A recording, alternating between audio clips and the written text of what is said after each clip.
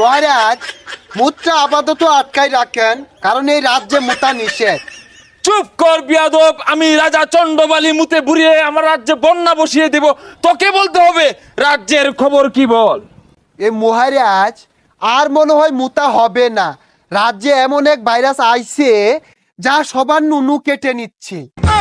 মন্ত্রী, এ কেমন ভাইরাস? আমি তো গলা কাটার কথা শুনেছি, ছালা ধরার কথা শুনেছি, এই নুনু কাটা ভাইরাস কোত্থেকে এলো? এর কি কোনো প্রতিকারক নেই? এ মহারাজ, এই ভাইরাসের প্রতিকার তো দেখছি না, এই বউয়ে জামাইয়ের নুনু কেটে নিচ্ছে। কি বলছো মন্ত্রী? শুধু তাই নয় মহারাজ, শুনেছি নুনু কেটে হাতে নিয়ে টিকটক ভিডিও বানাচ্ছে ভাইরাল হওয়ার জন্য।